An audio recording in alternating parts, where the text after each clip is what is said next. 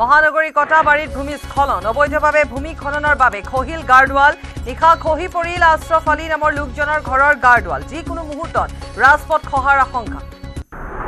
বাংলাদেশীক ৰক্ষণাবেক্ষণ দিয়া অপৰাধীলৈ মুখ্যমন্ত্ৰীৰ উপহাৰ লখিমপুৰৰ পাছত মৰিগাঁৱতো মুখ্যমন্ত্ৰী বিহু উপহাৰক লৈ বিতৰ্কিত লোকজনৰ বিৰুদ্ধে আছে বাংলাদেশীক ৰক্ষণাবেক্ষণৰ স্বাৰ্থত আৰক্ষীক আক্ৰমণ কৰাৰ অভিযোগ আজি বিজেপিৰ ৪৬ সংখ্যক প্ৰতিষ্ঠা দিৱস মুখ্যমন্ত্ৰীৰ উপস্থিতিত ৰাজ্যিক বিজেপিৰ কাৰ্যালয়ত প্ৰতিষ্ঠা দিৱস উদযাপন বিজেপিৰ কাৰ্যকৰ্তাই ঘৰে ঘৰে উৰুৱালে দলীয় পতাকা উজনিৰ প্ৰান্তে প্ৰান্তে নিশা ধুমুহাৰ তাণ্ডৱ লখিমপুৰত ধুমুহাই চলালে ধ্বংসলীলা বাসগৃহৰ ওপৰত উভালি পৰিল প্ৰকাণ্ড গছ পৰি আহত হৈছে কেইবাজনো লোক নিশাৰ পৰা কেইবাটাও স্থানত ব্যাহত হৈছে বিদ্যুৎ সেৱা আইনত পৰিণত হল ৱাকফ বিধেয়ক ৰাষ্ট্ৰপতি দ্ৰৌপদী মুৰ্মুৱে নিশা স্বাক্ষৰ কৰিলে দুইখন সদনতে দীৰ্ঘ বিতৰ্কৰ অন্তত ভোটযোগে গৃহীত হোৱা ৱাকফ বিধেয়ক ৱাকফ সংশোধনী আইনৰ বিৰুদ্ধে উচ্চতম ন্যায়ালয়ত ৰুজু হৈ আছে দুটাকৈ গোচৰ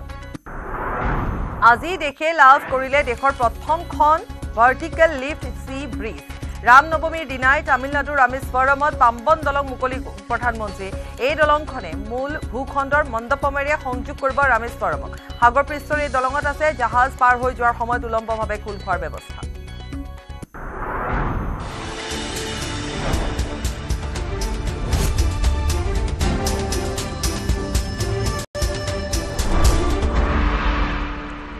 নমস্কাৰ খবৰ মহানগৰৰ হৈতে ষ্টুডিঅত মই পাপৰি আৰু মহানগৰী কটাবাৰীত ভূমিস্খলনৰ ঘটনা আজি সংঘটিত হৈছে অবৈধভাৱে ভূমি খননৰ বাবে গাৰ্ডৱাল খহি পৰে যিকোনো মুহূৰ্তত ৰাজপথ খহাৰো আশংকা প্ৰকাশ কৰা হৈছে নিশা খহি পৰে আশ্ৰফ আলীৰ ঘৰৰ গাৰ্ডৱাল আশ্ৰফ আলীৰ বাসগৃহলৈও আহিছে এতিয়া ভাবুকি যিকোনো মুহূৰ্তত খহি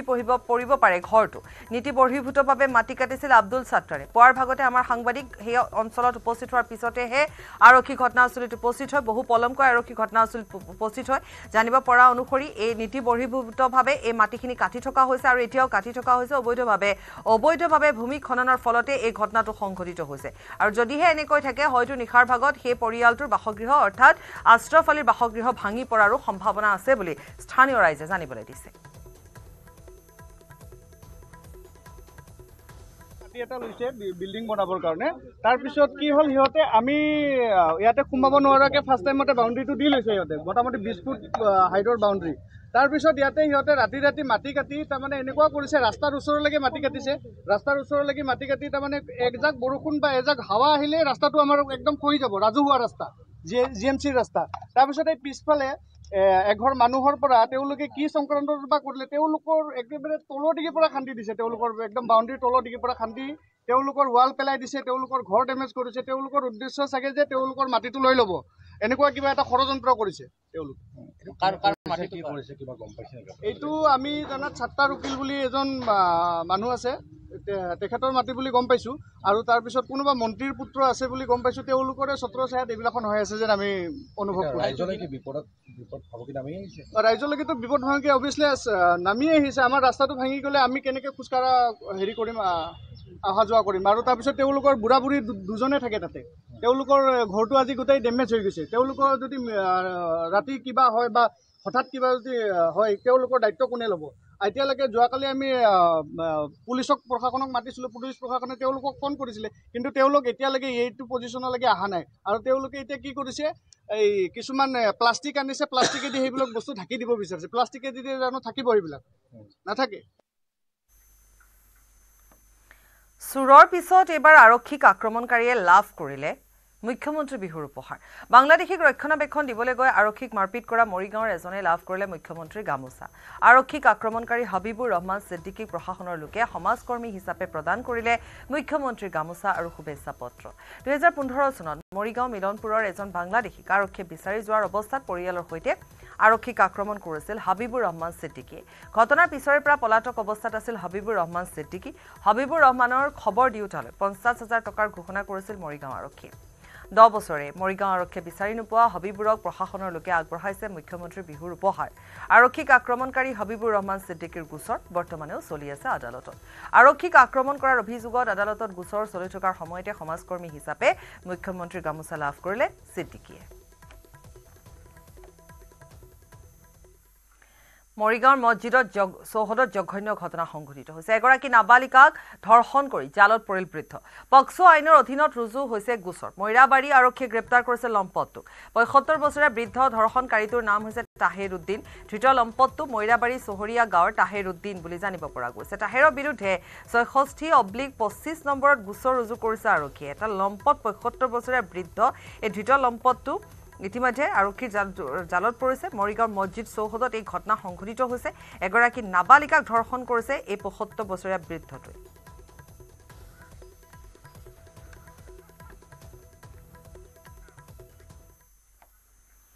আজি ৰাম নৱমীৰ পবিত্ৰ দিনটোতে সম্পূৰ্ণ হ'ল অনন্ত আম্বানীৰ পদযাত্ৰা। আজি দ্বাৰকাধীশ মন্দিৰৰ উপস্থিত হৈ পদযাত্ৰা সম্পূৰ্ণ কৰে অনন্ত আম্বানীয়ে। জামনগৰৰ পৰা ২৯ মাৰ্চত আৰম্ভ কৰা এই পদযাত্ৰা সম্পূৰ্ণ ৯ দিনত অন্ত পৰে। দ্বাৰকা ভূমিত উপস্থিত হৈ অনন্ত আম্বানীয়ে ৰাম নৱমী উপলক্ষে সকলোকে শুভেচ্ছা জ্ঞাপন কৰি তেওঁৰ এই পদযাত্ৰা সম্পূৰ্ণ হ'ল বুলি প্ৰকাশ কৰে। অনন্ত আম্বানীৰ মাতৃ তথা ৰিলায়েন্স ফাউণ্ডেশ্যনৰ প্ৰতিষ্ঠাপক অধ্যক্ষ নীতা আম্বানী আৰু তেওঁৰ পত্নী ৰাধিকা মাৰ্চেণ্টেও অনন্ত আম্বানীৰ সৈতে এই পদযাত্ৰাত যোগদান কৰে। সংবাদ মাধ্যমৰ আগত অনন্ত আম্বানীয়ে এয়া তেওঁৰ ধৰ্মীয় যাত্ৰা বুলি প্ৰকাশ কৰে। এই যাত্ৰাত তেওঁৰ সৈতে যোগদান কৰাৰ বাবে ৰাইজকো ধন্যবাদ জনায়। যোৱা ২৯ মাৰ্চত জামনগৰত আৰম্ভ কৰা এই পদযাত্ৰাত অনন্ত আম্বানীয়ে প্ৰতি নিশা প্ৰায় ৭ ঘণ্টা খোজকাঢ়ি ২০ কিলোমিটাৰ পথ অতিক্ৰম কৰিছিল। आप सबको जय द्वारकाधीश और रामनवमी की बहुत बहुत शुभकामनाएं। आज 10वां दिन है और हमारा पद यात्रा का अंत है। आप सबको श्री द्वारकाधीश आशीर्वाद दे और मेरा दर्शन हो चुका है और पद यात्रा का समर्पण हो चुका है। सबको जय द्वारकाधीश और आप सबका बहुत बहुत धन्यवाद। As a mother, it's a very proud feeling to see my youngest son Anant complete his Padyatra from Jamnagar to this divine place of Dwarkadish. My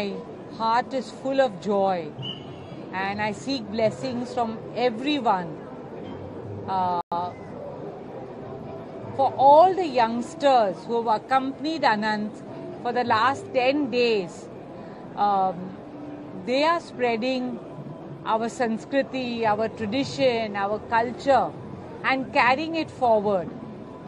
I can only thank Lord Dwarkadish for giving strength to Anant, whose determination and commitment and devotion to God has been supreme. So all I can say is Jai Shri Krishna and Jai Dwarkadish. आज अनंत का 30th birthday है और अनंत की इच्छा थी कि शादी के बाद वो इधर चल के आएंगे हमारे घर से, जामनगर से, और बहुत साल से ये इच्छा थी पर कोई साल नहीं हो पाया, कोई साल, और ये साल उन्होंने अपना मन लगा के ये कर दिखाया मुझे और मुझे बहुत गर्व है इन पे कि आज हम इनका बर्थडे श्री द्वारकाधीश के साथ सेलिब्रेट कर रहे हैं। Thank you everybody. और जो भी घर से उनको ये दुआ देते रहे कि उनका पदयात्रा सफल हो, उनको भी हमारी तरफ से थैंक यू वेरी मच कि आपकी उम्मीद हमारे साथ रही। Thank you. अनंत भाई, आज लास्ट दिन है, क्या सिग्निफिकेंस है आज का दिन? भगवान की दया से 10 दिन की यात्री का आज भगवान की दया से समर्पण होगा। रामनवमी के दिन पर हम माथा टेकेंगे, भगवान से प्रार्थना करेंगे और बस भगवान से, जैसे आपको पहले भी कहा, भगवान से यही चाहेंगे कि भगवान हर एक को खुश रखे और भगवान हर एक को संतुष्ट रखे और भगवान हर एक को मंगल और स्वास्थ्य रखे। अनंत भाई, आज ही क्यों चुना, आज का दिन ही आपने क्यों चुना कि आज रामनवमी भी है? तो आज आप सुन भी रहे हैं हनुमान चालीसा की यात्रा। हमने सोचा कि ऐसे तो हम कल परसों ख़त्म करने वाले थे, मगर पिछले 3 दिन में हमने जितना हो सके उतना हम और चले और रामनवमी के पावन अवसर पर हम श्री द्वारकाधीश के दर्शन करेंगे और रामनवमी के पावन दिवस पर हम श्री राम चरितमानस का भी पाठ वहाँ करेंगे। आज आखिरी दिन है, आज आखिरी दिन पे क्या मनोकामना लेकर चल रहे हैं आप? बस भगवान के चरणों में माथा टेकना है और उनसे प्रेरणा लेना है और आगे बढ़ना है। और भगवान, जैसे मैंने कहा कि मैं बस भगवान का सेवक हूँ और उनका आदेश जैसे मुझे आएगा, वो भगवान अलग अलग रूप में हर एक को एक आदेश भिजवाते, तो ये तो हमेशा मैं उन पर ही छोड़ देता हूँ, मैं खुद नहीं कुछ तय करता हूँ। আজি ৰামনৱমী উপলক্ষে সমগ্ৰ ৰাষ্ট্ৰতে দেখিবলৈ পোৱা গৈছে ব্যাপক উৎসাহ উদ্দীপনা। মহানগৰীৰ ২৭ নং ৰাষ্ট্ৰীয় ঘাইপথতো ৰামনৱমী উপলক্ষে দেখিবলৈ পোৱা গ'ল বৃহৎ ৰেলী। জয় শ্ৰীৰাম ধ্বনিৰ লগতে নাম কীৰ্তনেৰে মুখৰিত হৈ পৰিল চৌপাশ। আজি নিশা বৰাগাঁও ৰামনৱমী উপলক্ষে ১১,১১১ গছি বন্তি প্ৰজ্বলন কৰিব স্থানীয় ৰাইজে। এই বন্তিৰে শ্ৰীৰামৰ চিত্ৰ অংকন কৰা হ'ব।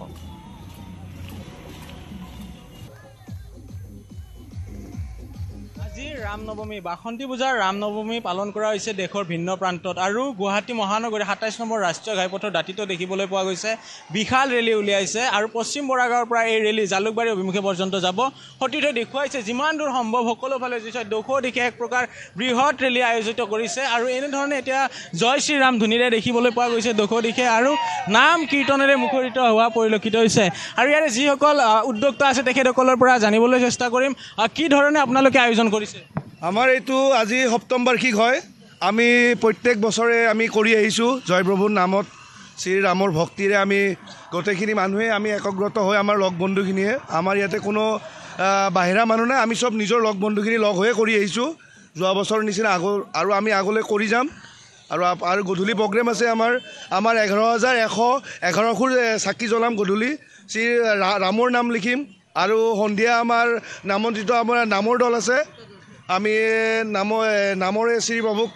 স্মৰণ কৰিম আৰু এনেকৈ আমাৰ কাৰ্যসূচী চলি আছে। আৰু এতিয়া আমাৰ এটা বৃহৎ ৰেলী ওলাইছোঁ, এই ৰেলীটো আমাৰ জালুকবাৰী সমষ্টি গোটেই জালুকবাৰী হৈ ঘূৰি আহিম। আমাৰ বৰাগাঁৱৰ LP স্কুলৰ খেলপথাৰত আমি প্ৰগ্ৰেমটো অনুষ্ঠিত কৰিছোঁ আৰু এয়া আমি অনুষ্ঠিত। কিমান মানুহ আজি মোটামুটি 500-600 মানুহ আছে, 500-600 আছে আৰু ৰাতিলৈকে আমাৰ 2-3 হাজাৰ মানুহৰ ওপৰত ৰাতি নাগাৰা নাম আছে। আজি কৈলাশ পাঠকৰ চাকি আমাৰ 11,111 চাকি বন্তি প্ৰজ্বলন আছে। আৰু যে আমাৰ এটা লাইভ হ'ব অযোধ্যাৰ ৰাম মন্দিৰৰ লাইভটো গধূলি সন্ধিয়াৰ পৰা আৰম্ভ হ'ব, সন্ধিয়াৰ আৰতিৰ লগত এইটো লাইভ হ'ব। অসমৰ জনপ্ৰিয় শিল্পী শ্ৰী কৈলাশ তালুকদাৰদেৱ আছে আৰু এটা ছোৱালী নাগানাম দল আছে। প্ৰত্যেক বছৰে এই অনুষ্ঠানটো আমি কৰি আহিছোঁ। এয়া আছিলে দৃশ্য অতিথিয়ে দেখুৱাই গৈছে এই মুহূৰ্তত আমাৰ ৰাষ্ট্ৰীয় ঘাইপথৰ অতিথি যাব গৈ পিনে দেখুৱাইছে যে অসমতো যি চোৱা যায় এতিয়া জয় শ্ৰীৰাম ধ্বনি দেখিবলৈ পোৱা গৈছে আৰু সমান্তৰালভাৱে এনেধৰণে আয়তীৰ নামেৰে গুণগান গোৱা পৰিলক্ষিত হৈছে। আৰু এইখিনি মুহূৰ্তত উল্লেখ কৰিব বিচাৰিছোঁ যে সন্ধিয়াৰ ভাগলৈকে প্ৰায় 11,111 চাকি বন্তি প্ৰজ্বলন কৰিব আৰু নামৰ মাজলৈকে গৈছোঁ। আমি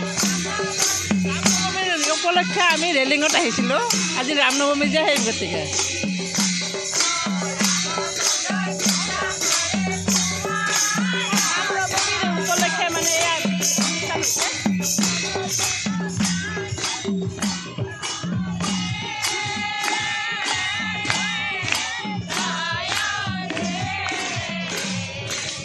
এনেদৰে নাম কীৰ্তনেৰে মুখৰিত হৈছে এক প্ৰকাৰ এটা দীঘলীয়া ৰেলী গুৱাহাটী মহানগৰীৰ ২৭ নম্বৰ ৰাষ্ট্ৰীয় ঘাইপথৰ দাঁতিত দেখিবলৈ পোৱা গৈছে। পশ্চিম বৰাগাঁৱৰ পৰা জালুকবাৰী অভিমুখে এই যি ৰেলী আছে ৰেলীয়ে আগমন কৰিছে আৰু এই ৰেলী যদি চোৱা যায় প্ৰায় ১ শতাধিকতকৈ অধিক বাহন ইয়াতে সংলগ্ন হৈছে আৰু প্ৰতিখন বাহনতে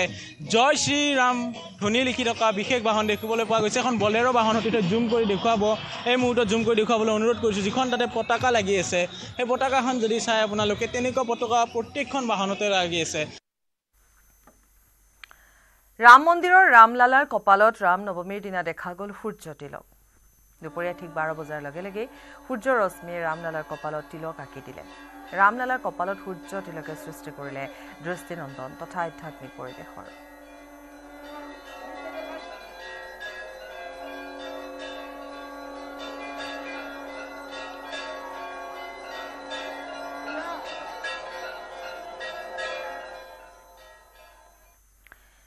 আজি প্ৰধানমন্ত্ৰী নৰেন্দ্ৰ মোদীয়ে মুকলি কৰিলে দেশৰ প্ৰথমখন ভাৰ্টিকেল লিফ্ট চি ব্ৰিজ। ৰামনৱমীৰ দিনাই তামিলনাডুৰ ৰামেশ্বৰমত পাম্বন দলং মুকলি কৰে প্ৰধানমন্ত্ৰী। দেশৰ প্ৰথমখন ভাৰ্টিকেল লিফ্ট চি ব্ৰিজ তথা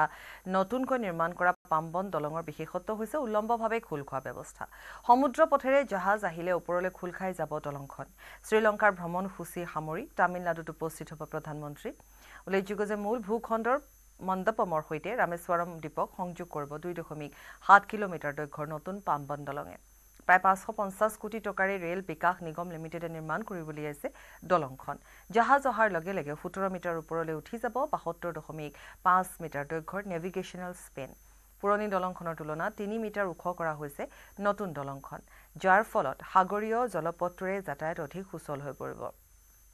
দলংখন শক্তিশালী আৰু দীৰ্ঘম্যাদী কৰাৰ বাবে উন্নতমানৰ ষ্টেইনলেছ ষ্টীলেৰে নিৰ্মাণ কৰা হৈছে 1914 চনত ব্ৰিটিছে নিৰ্মাণ কৰিছিল পুৰণি পাম্বন ব্ৰিজ 2022 চনৰ 23 ডিচেম্বৰলৈ পুৰণি পাম্বন ব্ৰিজেৰে চলি আছিল ৰেলৰ যাতায়াত শ্ৰীলংকা ভ্ৰমণ সামৰি তামিলনাডুত উপস্থিত হৈ প্ৰধানমন্ত্ৰী মোদীয়ে মুকলি কৰে নতুন পাম্বন দলংখন ইয়াৰ পিছতে ৰামেশ্বৰমৰ প্ৰসিদ্ধ ৰামনাথ স্বামী মন্দিৰত পূজা অৰ্চনা কৰিব প্ৰধানমন্ত্ৰী মোদীয়ে তাৰ পিছত তামিলনাডুত 8,300 কোটি টকা ব্যয়েৰে নিৰ্মাণ হ'বলগীয়া কেইবাটাও ৰেল আৰু স্থলপথৰ প্ৰকল্পৰ আধাৰশিলাও স্থাপন কৰে প্ৰধানমন্ত্ৰীয়ে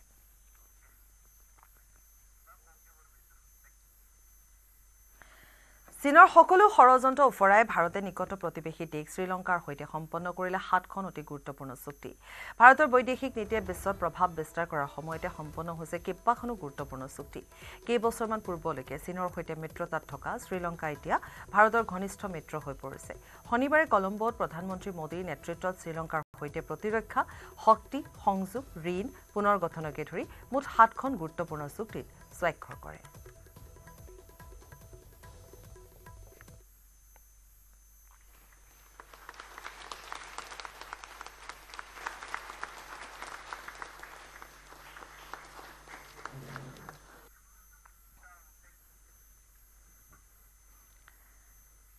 জামুগুৰিহাটৰ ইটাখোলাত অনুষ্ঠিত 15-দিনীয়া বিহু কৰ্মশালাৰ সামৰণি জামুগুৰিহাটৰ ইটাখোলা কেন্দ্ৰৰ ডক্টৰ ভূপেন হাজৰিকা ফৰণী মঞ্চ প্ৰাংগণত 15-দিনীয়াকৈ অনুষ্ঠিত কৰ্মশালাৰ সামৰণি কৰে ইটাখোলা ৰঙালী বিহু উদযাপন সমিতিৰ উদ্যোগত আৰু ৰাইজৰ সহযোগত আয়োজিত বিহু কৰ্মশালাখনত বৃহত্তৰ ইটাখোলা অঞ্চলৰ বিভিন্ন জাতি জনগোষ্ঠী ধৰ্ম সম্প্ৰদায় নিৰ্বিশেষে সকলো শ্ৰেণী 2 শতাধিক শিশু কিশোৰ কিশোৰী যুৱক যুৱতী ঢোল বাদন পেঁপা বাদন আৰু বিহু নাচৰ প্ৰশিক্ষণত অংশগ্ৰহণ কৰে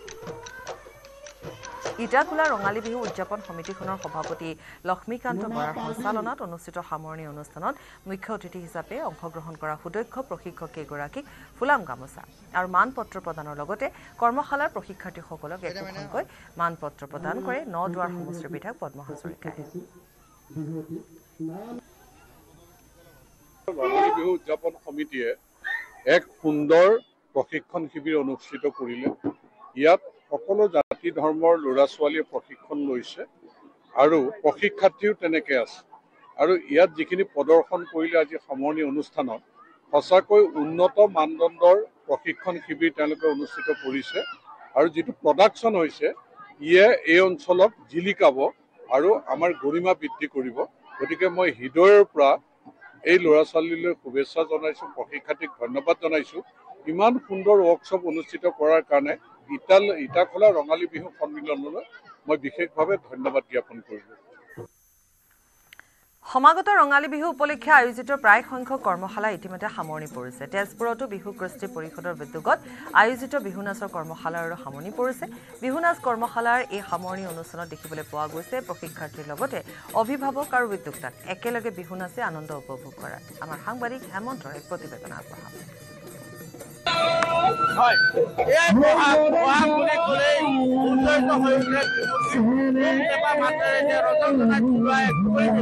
আমি দেখোন তেজপুৰৰ পৰা বিহুৰ এক পৰিৱেশ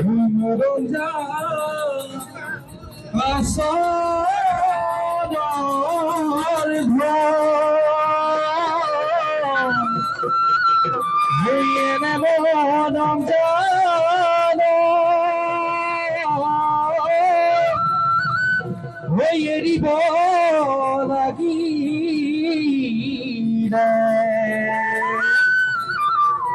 বিহুতে নবয়ে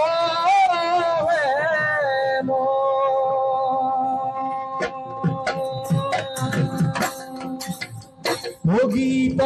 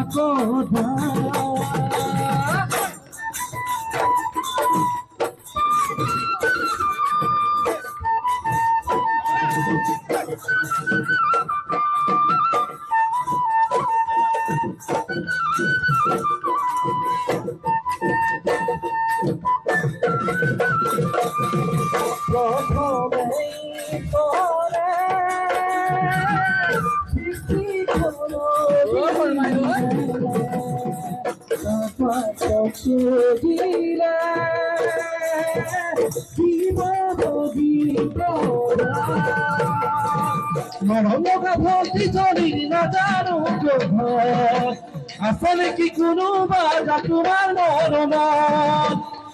মিয়ালো কোনো যদি কাছে সোপারা তোলে করে কলি দমে দেয়া মিয়ালো কোনো যদি কাছে সোপারা তোলে করে কলি দমে দেয়া কোথায় জানোই কবি লেখা জানোই মনরে কথা জানোই কিনো বুঝিবি জানোই বুকুরে ব্যথা Usemo kohadilu, hapiuna hapadu, ubaje hadilu. Udare tori, kaila kopasori, pare dalam kudare phone. Ene to ramon banai bor pori aro eskorla etu ene dore unjoito hoye dile baba bana aro normal. Shri Shri বাসন্তী পূজাৰ আজি মহানৱমী নগাঁও জিলাৰ হাতীচুং সঞ্জীৱনী সংস্কৃতি টোল প্ৰাংগণত 40 সংখ্যক সাৰ্বজনীন শ্ৰী শ্ৰী বাসন্তী দুৰ্গা মাৰ পূজা বৰ্ণাঢ্য কাৰ্যসূচীৰে অনুষ্ঠিত হৈছে আজি মহানৱমীৰ দিনা বিহিত পূজা কুমাৰী পূজা আৰু পূৰ্ণাহুতি প্ৰদান কৰা হয় মহানৱমী পূজা দেৱী দুৰ্গাৰ আশীষ লোৱাৰ উদ্দেশ্যে উপস্থিত হয় সমষ্টিটোৰ বিধায়ক ৰূপ শৰ্মা উল্লেখযোগ্য যে ষষ্ঠী পূজাৰ পৰা পূজাথলীত পুৱা চণ্ডী পাঠ আৰু আৰতি প্ৰতিযোগিতা অনুষ্ঠিত হয়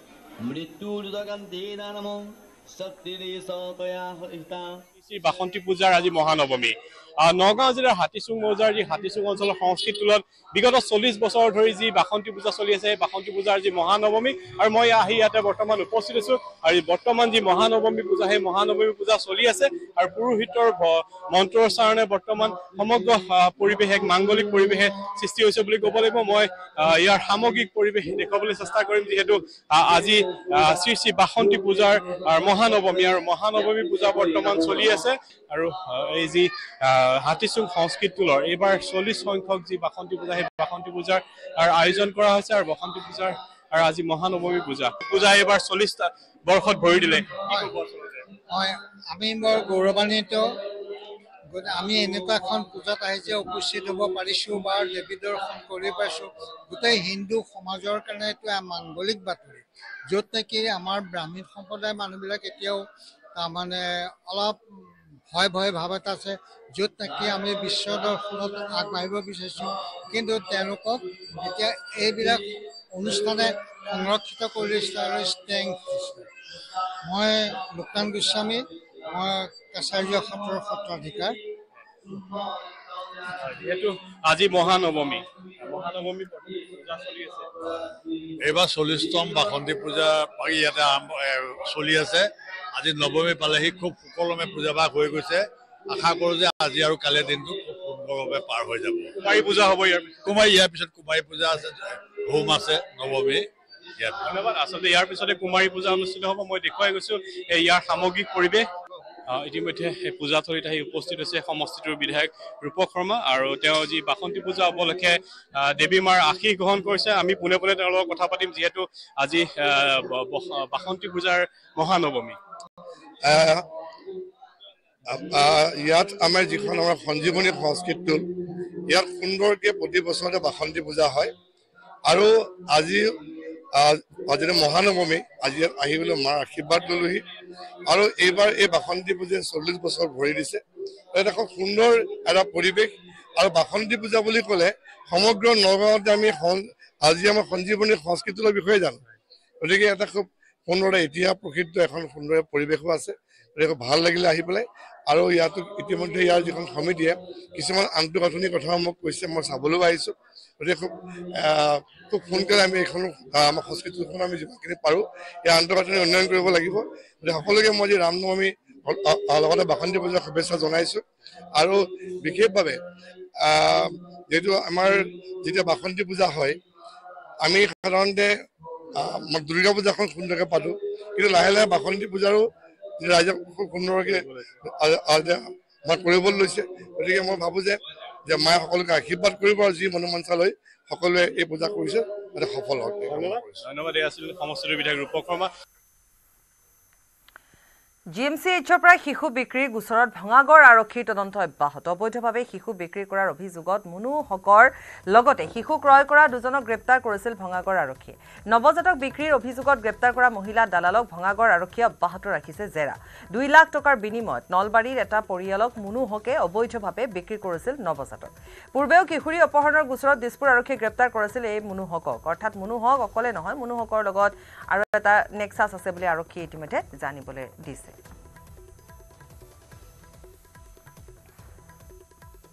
এটো হৈছে ইলিগেল এডপশনৰ এটা কেছ সেই ইলিগেল এডপশনৰ কেছটোৰ এজাহাৰটো পৰিছিলে অৰিজিনেলি বেলচৰ থানাত পৰাৰ পাছত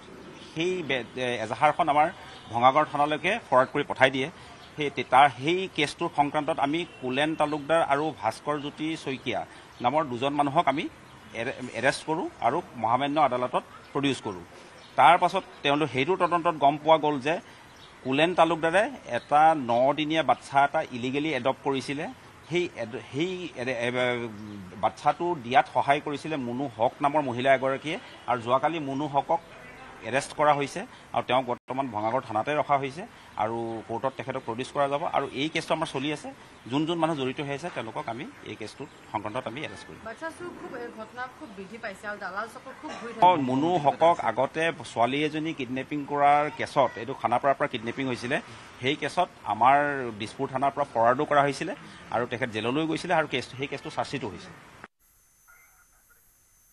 আৰু এইখিনিতে সময় হৈছে চমু বাণিজ্যিক বিৰতি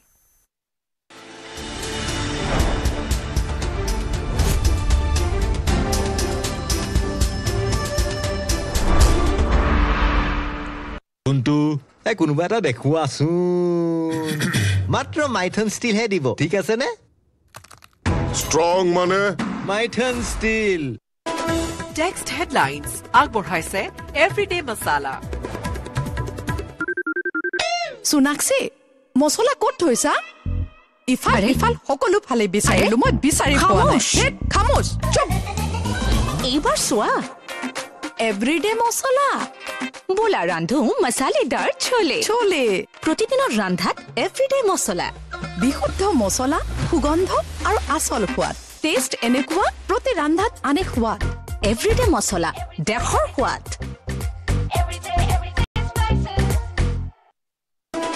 টেক্সট হেডলাইনছ আগবঢ়াইছে এভৰিডে মছলা কোনটো কোনোবা এটা দেখুৱাচোন মাত্ৰ মাইথন ষ্টিলহে দিব ঠিক আছে নে ষ্ট্ৰং মানে মাইথন ষ্টিল কলা সংস্কৃতি থলুৱা বাণিজ্যৰ সমাহাৰ ৰঙালী বিহুৰ পূৰ্বেই মহানগৰীত ৰঙৰ সম্ভাৰ আছে লোককৃষ্টি গীত নৃত্য আছে জনপ্ৰিয় শিল্পী আৰু উদ্যোক্তাৰ আতিথ্য প্ৰীতি প্ৰিয়দৰ্শিনীৰ সৈতে ৰঙালী বিশেষ আজি সন্ধিয়া 7:50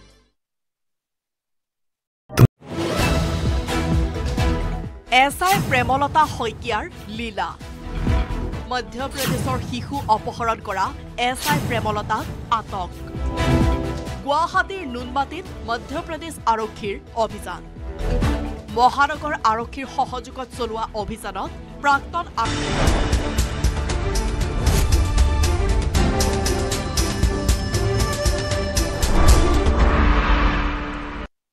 স্বাগতম বিৰতিৰ পাছত এটা বিয়েৰে লটি ঘটি লগালে এজন চালকক ডবকাট আৰক্ষীৰ জালত পৰাৰ পিছত হুৰা পাই চালকৰ হাই ভল্টেজ ড্ৰামা আৰক্ষীৰ হাতে ভৰিয়ে ধৰি হুক হুকাই কান্দিয়ে পেলালে হুৰা পাই চালকে গোটেই ঘটনাটো প্ৰকৃততে কি আছিল এই ভিডিঅ'টোত চাওক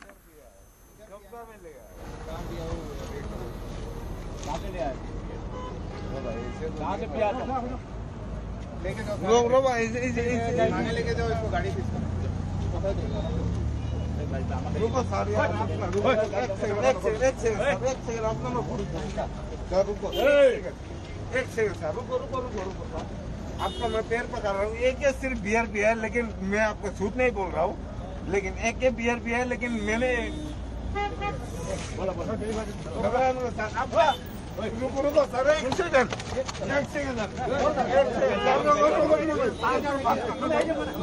बात करने दो प्लीज मुझे साथ से बात करने दो प्लीज साथ से बात करने दो प्लीज इतना पब्लिक है सबका सामने मैं बोल रहा हूँ साथ से बात करने दो प्लीज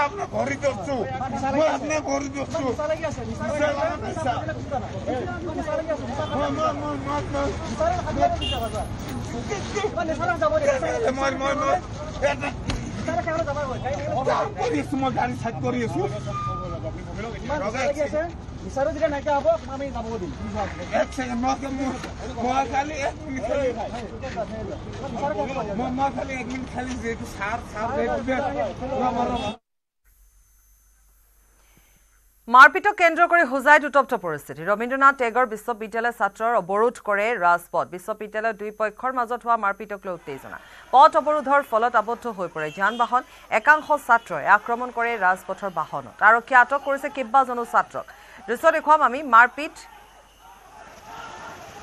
দেখিবলৈ পোৱা গৈছে যথেষ্ট তাত এক হুলস্থুলীয়া পৰিস্থিতিৰ সৃষ্টি হৈছে এক উত্তপ্ত পৰিস্থিতিৰ সৃষ্টি হৈছে ৰবীন্দ্ৰনাথ টেগৰ বিশ্ববিদ্যালয়ৰ ছাত্ৰই পথ অৱৰোধ কৰিছিল ৰাজপথ অৱৰোধ কৰিছিল বিশ্ববিদ্যালয়ৰ দুটা পক্ষৰ মাজত এই মাৰপিটৰ ঘটনা সংঘটিত হৈছে ইজনে সিজনক কেৱল মাৰপিট কৰাই নহয় বাহনৰ পিছে পিছে দৌৰিছে ভাঙিবলৈ চেষ্টা কৰিছে এয়া এখন বাহন তেওঁলোকে ভাঙিবলৈ চেষ্টা কৰিছে দুটা পক্ষৰ মাজত এয়া মাৰপিটৰ ঘটনা আৰু এই বাহনখনতো লোক আছে তাৰ পিছতে তেওঁলোকে বাহনখন ভুকুৱাই ভাঙিবলৈ চেষ্টা কৰিছে এই ইয়াকে লৈ যথেষ্ট উত্তেজনাৰ সৃষ্টি হয় বাহনখনৰ পিছফালে কেনেধৰণে খেদি গৈছে চাওক মুঠৰ ওপৰত এক ভয়ংকৰ পৰিস্থিতি তাত উদ্ভৱ হৈছে আৰক্ষীয়েও আনকি এই পৰিস্থিতি নিয়ন্ত্ৰণ কৰিবলৈ সেই সমস্যাত পৰা নাই কিন্তু পৰৱৰ্তী সময়ত আৰক্ষীয়েও অতি তৎপৰতাৰে পৰিস্থিতি নিয়ন্ত্ৰণ কৰিছে ৰবীন্দ্ৰনাথ টেগৰ বিশ্ববিদ্যালয়ৰ দুটা পক্ষৰ ছাত্ৰৰ মাজত এই কাণ্ড সংঘটিত হৈছে আৰু এই বাহনখনৰ পিছা ল'বলৈ চেষ্টা কৰিছে একাংশ ছাত্ৰই পাছৰ ফালে কিন্তু আৰক্ষীয়ে তাত বাধা প্ৰদান কৰা দেখিবলৈ পোৱা গৈছে দেখুৱাইছো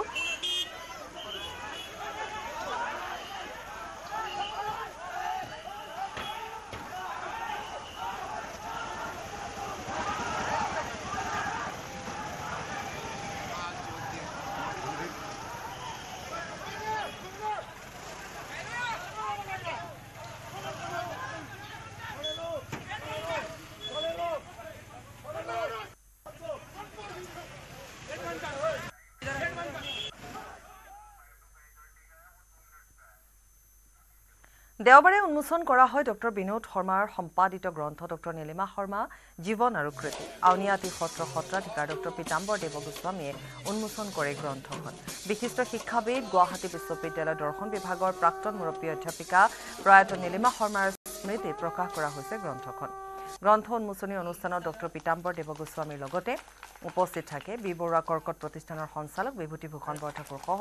বহুকেইগৰাকী বিশিষ্ট ব্যক্তি এই গ্ৰন্থখন বিক্ৰী যিখিনি পইচা সেইখিনি সমগ্ৰ পইচা যি ডক্টৰ নীলিমা শৰ্মা মোৰ মাতৃ কিন্তু মোৰ মাতৃ হোৱাৰ উপৰিও তেখেত গুৱাহাটী বিশ্ববিদ্যালয়ৰ মুৰব্বী অধ্যাপিকা আছিল দৰ্শন বিভাগৰ আৰু ইণ্ডিয়ান কাউন্সিল অফ ফিলছফিকেল ৰিচাৰ্চৰ এক্সিকিউটিভ মেম্বাৰ আছিল হয়তো নৰ্থ ইষ্টৰ প্ৰথম ব্যক্তি তাৰপিছত তেওঁ কেইটামান ইউৰোপিয়ান ইউনিভাৰ্চিটিটো ভিজিটিং প্ৰফেচৰ আছিল তেখেত হঠাৎ আৰু তেখেত সাহিত্যিকো আছিল 1950s পৰা তেখেতে অসমীয়া চুটি গল্প লিখিছে পুৰণা চামে বেছ ভালদৰেই জানে তেখেতক গতিকে হঠাৎ তেখেতৰ কৰ্কট ৰোগ ধৰা পৰে 2020 চনত আৰু 2021 8 মাৰ্চত তেখেতৰ পৰলোক প্ৰাপ্তি হয় মোৰ বেংগলোৰ স্থিত বাসস্থানত তেখেতৰ মানে ডেথ ৰিচুৱেলছবিলাক আমি ইয়াত গুৱাহাটীত আহিয়ে কৰিছিলোঁ শ্ৰাদ্ধ ইয়াতে পাতিছিলোঁ সেই সময়তে কেইগৰাকীমান সাহিত্যৰ লগত জড়িত ব্যক্তি তেওঁলোকে আৰু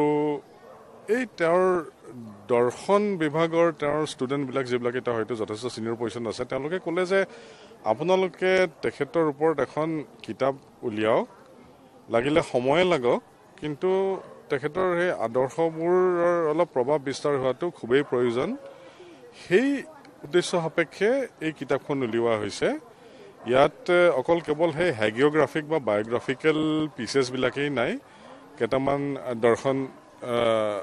শাস্ত্ৰৰ আৰ্টিকেলো আছে তেজপুৰৰ পঞ্চায়ত নিৰ্বাচন বৰ্জনৰ হুংকাৰ হাতে হাতে প্লে কাৰ্ড লৈ প্ৰতিবাদ সাব্যস্ত বৰছলা সমষ্টিৰ ঝাৰণী গাঁওবাসীয়ে সাব্যস্ত কৰে প্ৰতিবাদ 470 গৰাকী ভোটাৰ থকা বৰছলা বিধানসভা সমষ্টিৰ অন্তৰ্গত ঝাৰণী গাঁও সমষ্টি পুনৰ নিৰ্ধাৰণৰ পিছত একেটা বিহগুৰি গাঁও পঞ্চায়ততে বাহাল থাকিল ৱাৰ্ড সলনিৰ ফলত বৰডুবিয়া গাঁৱৰ লগতে একেটা ৱাৰ্ডত সংলগ্ন কৰি দিয়ে যাৰ ফলত এছটি ৱাৰ্ডৰ লগত সংলগ্ন হোৱাত অনুসূচিত জাতিৰ এটাও ভোট নথকা ঝাৰণীবাসীয়ে এই বিষয়ে বাৰম্বাৰ আপত্তি দৰ্শাই অহাৰ পিছতো কোনো সুফল নোপোৱাত আজি এনেদৰে পঞ্চায়ত নিৰ্বাচনৰ হুংকাৰ প্ৰদান কৰে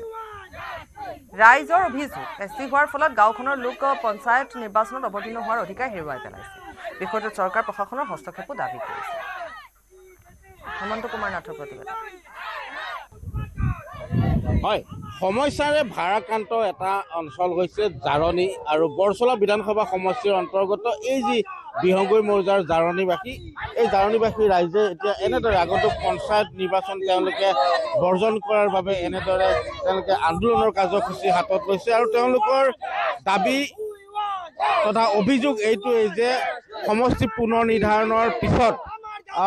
বিহগুৰি গাঁও পঞ্চায়তৰ অধীনত যিহেতু এইখন জাৰণী ৰাজহ গাঁও আছিল আৰু তেওঁলোকক অনুসূচিত জাতিৰ বৰডুবিয়াৰ লগত তেওঁলোকক সংযোগ কৰা হৈছে তেনেস্থলত এই যি অনুসূচিত জাতি লোক নথকা এই যিখন গাঁও এই জাৰণীবাসী গাঁৱে এতিয়া পঞ্চায়ত নিৰ্বাচনত তেওঁলোকে নিজৰ অধিকাৰ সাব্যস্ত কৰিব নোৱাৰিব অৰ্থাৎ নিৰ্বাচনত অৱতীৰ্ণ হ'ব নোৱাৰিব কোনো লোক যাৰ বাবে এনেদৰে প্ৰতিবাদী কাৰ্যসূচী তেওঁলোকে হাতত লৈছে মই বিভিন্ন লোক যিহেতু আছে তেওঁলোকৰ পৰা প্ৰতিক্ৰিয়া ল'বলৈ চেষ্টা কৰি মই পুনৰ তোমাৰ কাষলৈকে আহিব বিচাৰিছোঁ কি ক'বা কিয় আজি প্ৰতিবাদী কাৰ্যসূচী প্ৰতিবাদী কাৰ্যসূচীত আমাৰ মানে ডিলিমিটেশ্যন যিটো নিয়ম আছিলে যিটো গাইডলাইন আছিলে সেই গাইডলাইন আমাৰ ইয়াত গাঁৱত সম্পূৰ্ণকৈ ভায়োলেট কৰা হৈছে কেনেকৈ ভায়োলেট কৰা হৈছে গাইডলাইনত স্পষ্টভাৱে লিখা আছিলে যিখন গাঁও নদী নৰ্মদা থাকে সেই গাঁওখন 8 কিলোমিটাৰ আমাৰ ইয়াৰ পৰা মানে পকা ৰাস্তালৈকে আমাৰ 8 কিলোমিটাৰ ডিষ্টেন্স আমাৰ এটা গাঁৱলীয়া জেগা আমাৰ নদী নৰ্মদা আমি গোটেই পৰিৱেশটো আমি পাৰ হৈ যাব লাগে আমাৰ এটা মানে পিছপৰা গাঁও বহুত 8 কিলোমিটাৰ যোগাযোগ ব্যৱস্থা আমাৰ বহুত বেয়া তো ইমান এটা ডাঙৰ ইমান এটা দূৰণি থকা এখন গাঁও লিমিটেশ্যনত লিখা আছিলে যে এই দূৰত থকা গাঁওখিনি নদী নৰ্মদা এইবিলাক যদি দলং এইখিনি পাৰ হৈ যাব লাগে তেতিয়া সেইখন গাঁৱত এখনে ৱাৰ্ড গঠন কৰিবলৈ মানে কোৱা হৈছিলে সেই নিয়ম মতে কোৱা হৈছিলে কিন্তু চৰকাৰে আজি বিজেপি চৰকাৰে সেই নিয়মটো ভংগ কৰি আমাক এলাগি কৰি আজি প্ৰথমতে 7 নম্বৰত দিলে ৱাৰ্ড আকৌ চেঞ্জ কৰি 6 নম্বৰত দিলে এনেকে দি আজি আমাৰ এই গাঁওখনৰ পৰা চিৰজীৱন কোনোৱে যদি ইয়াত পঞ্চায়ত ইলেকশ্যনৰ কোনো সদস্য উঠিব নোৱাৰাকৈ তেনেকে কঁকাল ভাঙি আমাৰ ইয়াত থৈ দিলে সেইকাৰণে আমি ভোট বৰ্জনৰ ব্যৱস্থা লৈছোঁ আৰু আমাৰ বহুতো সমস্যা তেনেকুৱা আজিলৈকে সমাধান নহ'ল সমস্যাৰ ভাৰাক্ৰান্ত এটা অঞ্চল আৰু সমষ্টি পুনৰ নিৰ্ধাৰণৰ ক্ষেত্ৰত যিসমূহ নীতি নিৰ্দেশনাৰ কথা কৈছিল সেই নীতি নিৰ্দেশনা পালন কৰা হোৱা নাই বুলি অভিযোগ কৰিছে আৰু মই আপোনাৰ ওচৰলৈ আহিব বিচাৰিছোঁ যিহেতু বিভিন্ন সমস্যাৰ এটা ভাৰাক্ৰান্ত অঞ্চল আৰু শেহতীয়াকৈ আপোনালোকে যিটো অভিযোগ কৰিছে অনুসূচিত জাতিৰ সংশ্লিষ্ট এটা অঞ্চলৰ লগত আপোনালোকক কৰা হৈছে গতিকে কি ক'ব মানে আমাক এইটোৱেই ক'বলগীয়া এইখিনি আমাৰ সমস্যাটো বহুত আছে তেখেতসকলে এতিয়া তেখেতসকলৰ জ্ঞাত আমি এইবাৰ জ্ঞাত কৰিব বিচাৰিছোঁ CM চাহাবক এই দিকে জ্ঞাত কৰিব আমাৰ একটো গৰাখনীয়া সমস্যা 2 নম্বৰ ৰাস্তাৰ সমস্যা 3 নম্বৰ আমাৰ ডিলিমিটেশনৰ কোনো পৰ্যায়ে গাঁওখনৰ কথাটো পৰা নাই আমি বহুত অফিসত বহুতবাৰ দৌৰিলো আমাৰ কাম নহল আমাৰ ওয়াৰ্ড দুটা কাটি ধৰক আমি এসি মানুহকো বেয়া নাপাওঁ তেওঁলোকৰ লগত খাঙৰি আমাৰ এসি ৰিজন কৰি দিলে গতিকে আমাৰ কোনো মেম্বাৰ খয়া যোগ্যতাৰ মানুহ থাকিলেও আজি খেলিব নোৱাৰা হলো গতিকে আমাৰ গাঁৱত এজনো এসি নাই আমি ইয়াত আপোনালোকক যদি জনাব খুজিছো ইয়াত আমাৰ 470 ভোটাৰ আছে ইয়াত ঢেকিয়াজুলিৰ 3 নং চিতলমাৰীত পুনৰ প্ৰশাসনৰ বুলডোজাৰ চলিল 2022 চনৰ ছেপ্টেম্বৰ মাহত হোৱা বৃহৎ উচ্ছেদ অভিযানৰ পিছত উচ্ছেদিত ভূমি 2024 চনৰ 10 মাৰ্চত অসমৰ মাননীয় মুখ্যমন্ত্ৰী ডক্টৰ হিমন্ত বিশ্ব শৰ্মাই ভূমি পূজনেৰে শুভাৰম্ভ কৰা 50 মেগাৱাটৰ সৌৰ শক্তি প্ৰকল্পৰ প্ৰায় 700 বিঘা মাটিত চাৰিসীমাৰ দেৱাল নিৰ্মাণৰ বাবে আজি বুলডোজাৰ লৈ আৰক্ষী বাহিনীৰ লগত লৈ ঢেকিয়াজুলিৰ ৰাজচক্ৰ বিষয়াৰ নেতৃত্বত চলিল এই অভিযান উল্লেখযোগ্য যে প্ৰশাসনে সৌৰ শক্তি প্ৰকল্পৰ বাবে চৰকাৰী মাটিত অবৈধভাৱে বসবাস কৰা আৰু খেতি কৰি জীৱন নিৰ্বাহ কৰা পৰিয়ালসমূহক উচ্ছেদ কৰাৰ পিছতো উচ্ছেদিত ভূমিত কিছু সংখ্যক পৰিয়ালে বসবাস কৰাৰ লগতে খেতি কৰি আহিছিল সেয়েহে সৌৰ শক্তি প্ৰকল্পৰ অধীনত থকা 700 বিঘা মাটিত চাৰিসীমাৰ দেৱাল নিৰ্মাণৰ বাবে আজি সীমাৰ ভিতৰত থকা খেতি নষ্ট কৰি দিলে প্ৰশাসনে উল্লেখযোগ্য যে প্ৰশাসনে দেৱাল নিৰ্মাণ সম্পূৰ্ণ নকৰালৈকে গোমধান বেঙেনা জলকীয়া আদি খেতিৰ খাদ্যশস্য খেতিয়কসকললৈ যাব পাৰিব যদিও দেৱাল নিৰ্মাণৰ কাম সমাপ্ত হ'লে সৌৰ প্ৰকল্পৰ সীমাৰ ভিতৰত সাধাৰণ কোনো নাগৰিকৰ প্ৰৱেশৰ অনুমতি নাথাকিব 50 মেগাৱাট সোলাৰ প্ৰজেক্ট 3 নম্বৰ চিতলমাৰীত আমাৰ আৰম্ভ হৈছে এই আৰম্ভ হোৱাৰ পিছত আমি বাউণ্ডাৰীটো আমাৰ খুব আমাৰ বাহিৰে বা তেনেকৈ আমি কৰিছিলোঁ এইটো যেটো আমি এতিয়া যোৱাকালিৰ পৰা ষ্টাৰ্ট কৰিছোঁ এতিয়া আমি কনক্ৰিট বাউণ্ডাৰী কমপ্লিট বাউণ্ডাৰী গোটেই এৰিয়াটো আমি বাউণ্ডাৰী কৰি দিম আৰু এৰিয়াটো ডিমাৰ্কেট কৰিব কমপ্লিটলি যাতে তেখেতসকলে নিজৰ হিচাপত টেকনিকেলি যিখিনি কৰিব পাৰে তেখেতসকলে এই ফিল্ডখন মাটি পেলাব আৰু বিভিন্ন ধৰণৰ মানে হেৰি কৰিব যাতে পেণ্ডেলবিলাক লগাব পাৰে আৰু আপোনালোকে জানে 50 মেগাৱাট সোলাৰ প্ৰজেক্ট অলমষ্ট 750 বিঘামান মাটি আছে ইয়াত বৃহৎ এটা প্ৰকল্প সেই প্ৰকল্পত আমাৰ আৰক্ষী ফালৰ পৰা আমাৰ প্ৰশাসনৰ পৰা সকলোখিনি আমি তেখেতসকলক সুবিধা আমি দিছোঁ আৰু এই প্ৰজেক্টটোত কোনো ধৰণৰ এভিকশ্যনৰ কাম চলা নাই ইয়াত অনলি বাউণ্ডাৰী ডিমাৰ্কেশ্যন চলি আছে আৰু পেনেলিঙৰ কাম চলিব এতিয়া চ' এইখিনি আমাৰ এতিয়া কাম চলি আছে যিহেতু ইমান ডাঙৰ এৰিয়া তাৰ কাৰণে অলপমান ছিকিউৰিটি ফ'ৰ্চ লগা হৈছে আৰু আমাৰ ৰেভিনিউ যথেষ্ট ডাঙৰ টিম এটা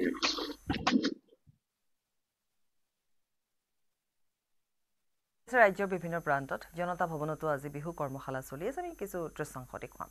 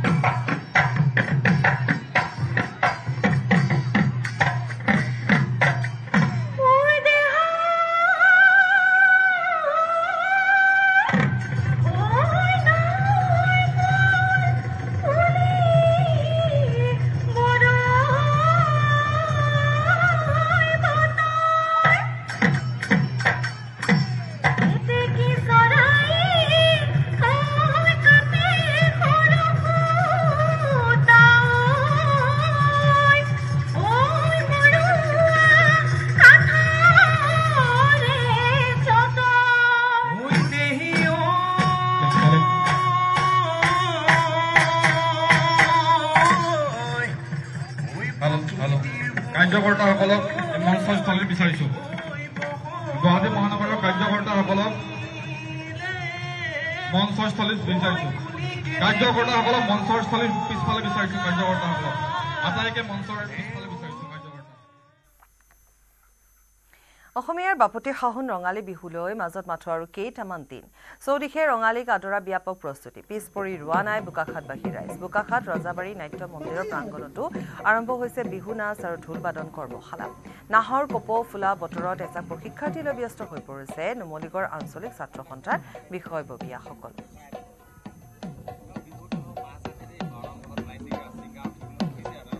ভাল লাগিছে খুব পঞ্চমবাৰৰ কাৰণে আহিছোঁ খুব ধুনীয়াকৈ তেওঁলোকে আয়োজন কৰিছে যদিও বহুতে এতিয়া মন্তব্য দি আছে যে কৰ্মশালাৰ কোনো প্ৰয়োজন নহয় বুলি কিন্তু মই ভাবোঁ যদি আজিকালি ঘৰে ঘৰে চোতাল বিহুটো প্ৰচলন নাইকিয়াই হৈ গৈছে ছোৱালীখিনি যাবলৈ সুবিধা নোপোৱা হৈছে গতিকে এনেকুৱা এখন যদি মঞ্চ নাপায় তেনেহ'লে আমাৰ কৃষ্টি দেখোন জীয়াই নাথাকিব এটা সময় অ দেহিও বসন্ত আহিলে কুলিয়ে বিনালে ঐ গছে বনে সলালে ঐ পাত ঢোলৰ মাত শুনিলো পেপাৰ মাত শুনিলো বিহু বিহু লাগিছে গাত ৰাজ্যজুৰি এতিয়া এনেধৰণে ৰঙালী বিহুক আদৰাৰ ব্যাপক প্ৰস্তুতি চলিছে ঠায়ে ঠায়ে অনুষ্ঠিত হৈছে বিহুৰ আখৰা বাক্সা জিলাৰ বৰমাৰ বাৰেৰহণীয়া সাংস্কৃতিক গোষ্ঠীৰ শৰাইঘাট বৰমিয়ান গোষ্ঠীয়েও বিহুৰ বাবে আখৰা চলাইছে এইবাৰ বিহুত অনুষ্ঠান পৰিৱেশন কৰিবলৈ সকলো প্ৰকাৰে সাজু হৈছে শৰাইঘাট বৰমিয়ান লোককৃষ্টি দল এই লোককৃষ্টি দলটোৱে ২০ৰো অধিক লোকবাদ্য বজাই বিগত বৰ্ষসমূহত ৰাইজৰ দৃষ্টি আকৰ্ষণ কৰিবলৈ সক্ষম হৈছে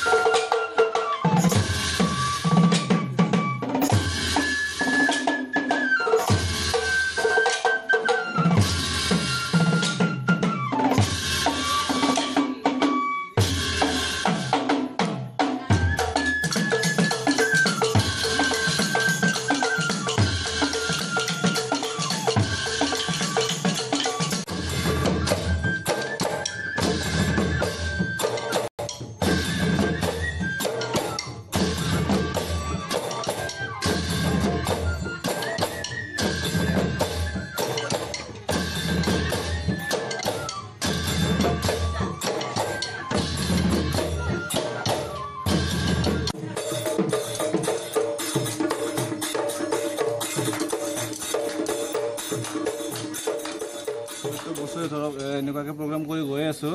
এইবাৰো আমি বিহুৰ আখৰা চলাই আছোঁ যি গতিকে প্ৰত্যেক বছৰে বিহু ৰঙালী বিহুত বা বিহু উদযাপন কৰা যায় বিগত আজি ৩ বছৰ আমাৰ এইখিনি যিসকল আছে বা নাচনী বা লগৰ ল'ৰা এইবিলাক লগ হৈ কিনে আপোনাৰ চেষ্টা চলাই আছোঁ আমাৰ যিকেইটা লোক সংস্কৃতিটো বচাই ৰখাৰ কাৰণে বহুত ধৰণৰ লোকবাদ্য লোককৃষ্টি বা লোক জনজাতিৰ বস্তুবিলাক আমি নিজৰ বচাই ৰখাৰ কাৰণে বিভিন্ন কামত ব্যস্ত হৈ থকা যায় দিনত সন্ধিয়া হ'লে গোটেইকেইজনে লগ হৈ ধৰক লগৰ ল'ৰাবিলাকে লগ হৈ অলপ সময় ওলাই ৰিহাৰ্চেল কৰা যায় বিহুৰ আখৰা চলাই আছোঁ বৰ্তমানলৈকে মোটামুটি ২৪খন প্ৰগ্ৰাম বৰ্তমান ৰখা হৈছে সেইকাৰণে আখৰা চলি আছে আলোচনা চলি আছে বহুতকেইখন অঞ্চলৰে বৰ্তমানলৈকে হৈ আছে আৰু এইখিনি কি লোকবাদ্য আমাৰ নাগৰা কুৰকুৰি ঢোল পেঁপা বাঁহী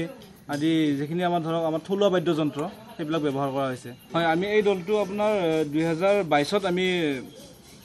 ষ্টাৰ্ট কৰিছিলোঁ আপোনাৰ আজি ৪ বছৰ ৰানিং বৰ্তমান এইটো আমি আমাৰ দলটোৰ নাম হ'ল শৰাইঘাট বৰমিয়ান যিগতে আগতে আমাৰ শৰাইঘাট লোককৃষ্টি দল আছিল এতিয়া আমি শৰাইঘাট লোককৃষ্টি দলটো বাদ দিয়ে আপোনাৰ শৰাইঘাট বৰমিয়ান কৰা গৈছে সেইটো কাৰণে আৰু বিহুৰ বতৰত ঢোল পেঁপা সুতুলি গগনাৰে মুখৰিত হৈ পৰিছে কাজিৰঙাৰ এগৰাকী শিক্ষকৰ চোতাল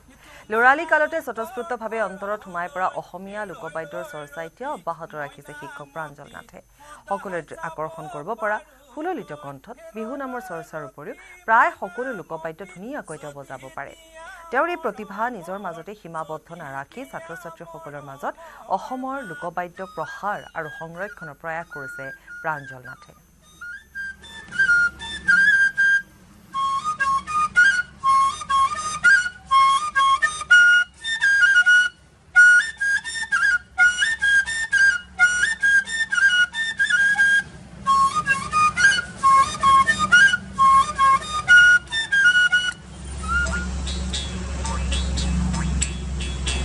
ঐ চেনি গগনা বজাই কেনি।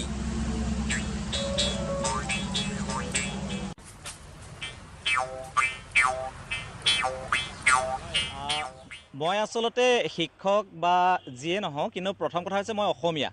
গতিকে মই অসমীয়া হিচাপে অসমীয়াৰ কৃষ্টি সংস্কৃতি ৰক্ষা কৰাৰ ক্ষেত্ৰত মই নিজে গুৰুত্ব দি আহিছোঁ। আৰু সৰুকাললৈ যদি আমি চাওঁ যে সৰুকালৰ পৰা আমি বিহুৰ লগত জড়িত হৈ আছোঁ, স্বতঃস্ফূৰ্তভাৱে আমি বিহুৰ লগত জড়িত হৈ আছিলোঁ। আৰু এই বাঁহী, পেঁপা, গগনা এই বস্তুবিলাক আমি স্বতঃস্ফূৰ্তভাৱে নিজে নিজে শিকিছিলোঁ। গতিকে তাৰ চৰ্চাটো কৰি ৰাখিছোঁ আৰু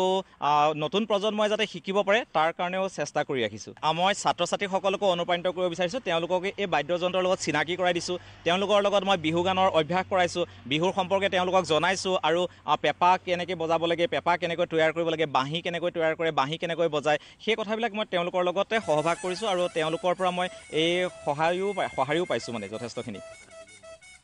হেঁপাহৰ ৰঙালী বিহুলৈ কেইটামান দিন বাকী। ঘৰৰ অন্তহীন কাম বনৰ মাজতে গাঁৱৰ মহিলাসকলে জুৰিছে বিহুনাম। ৰঙা নদীৰ জকাই পেলোৱা গাঁৱৰ মহিলাসকলে তাহানিৰ পৰম্পৰা ৰক্ষা কৰি আখৰা কৰিছে জেং বিহু।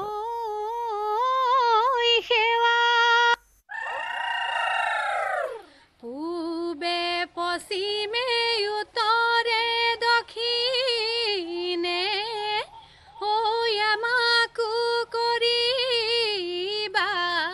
দয়া। ঐ শিলে বালি চৰাৰি পৰে ৰঙিলি, ঐ শিলে বালি চৰাৰি পৰে কমিলি, ঐয়া হৈ ৰঙিলি, ঐয়া হৈ ৰঙিলি, ঐ বিহু মাৰিবলৈ, বিহু মাৰিবলৈ লিখি দেখো গাঁৱে দেখনি যিহেতু হেঁপাহৰ ৰঙালী পদূলিৰ মুখত প্ৰতিগৰাকী অসমীয়াৰ এতিয়া গাঁৱমন ৰাইজাই কৰি আছে। মই বৰ্তমান উপস্থিত আছোঁ লখিমপুৰ জিলাৰ ১ নং জকাই পেলোৱাত। ১ নং জকাই পেলোৱাত পৰিলক্ষিত হৈছে গাঁৱৰ যিসকল মহিলা আছে তেওঁলোকে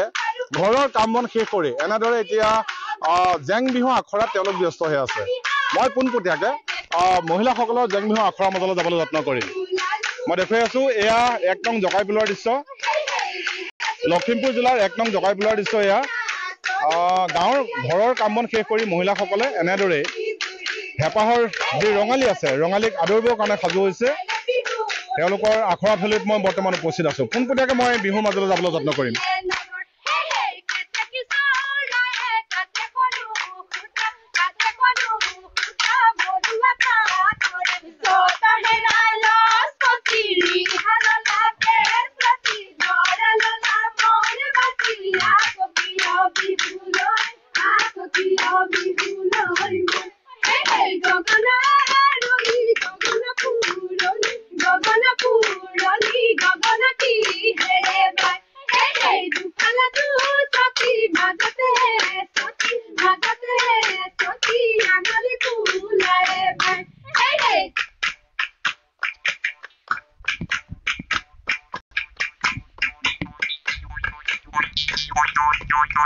হুতুলি হুতুলি মাতিৰা হুতুলি মাতিৰা হুতুলি হুতুলি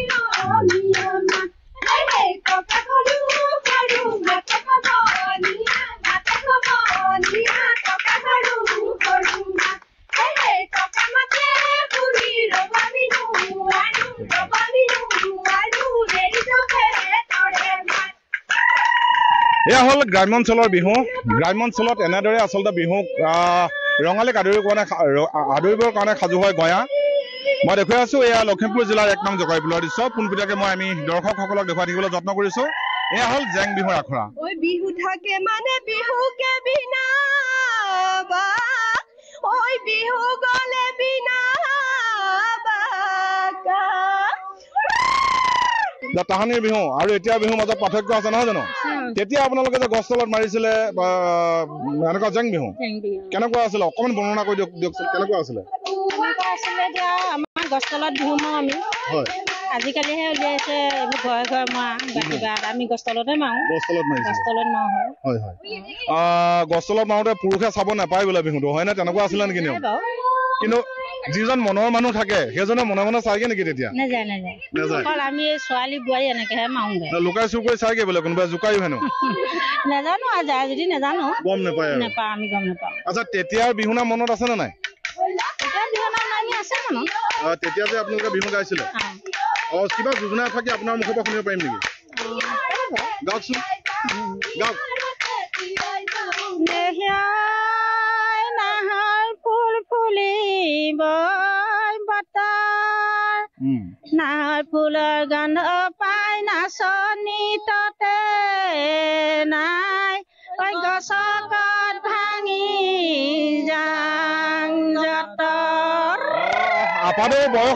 আপাদেউৰ বয়স হৈছে কিন্তু গাঁও মন এতিয়াও ৰঙালীৰ উমান পাই ৰাইজাই কৰি আছে তাৰে দৃশ্য মই পুনৰ কৈছো যে বিহু বৰ্তমান কোৰিঅগ্ৰাফ হৈছে বিহু গৈ মঞ্চ পাইছেগৈ কিন্তু চহা গয়াৰ মাজত এনেদৰে জীৱন্ত অৱস্থাত আছে জীয়াই আছে হেঁপাহৰ ৰঙালী বিহু আৰু তাৰ উৎসাহ তাৰ প্ৰস্তুতি দেখুৱাবলৈ মই যত্ন কৰিলো লখিমপুৰ জিলাৰ 1 নং জকাইপুলৰ পৰা 1 নং জকাইপুলৰ যিসকল মহিলা আছে তেওঁলোকে ঘৰৰ কাম মন ইত্যাদি আজৰি কৰি বিহুৰ প্ৰাক মুহূৰ্তত এনেদৰে এতিয়া বিহুৰ আখৰাত ব্যস্ত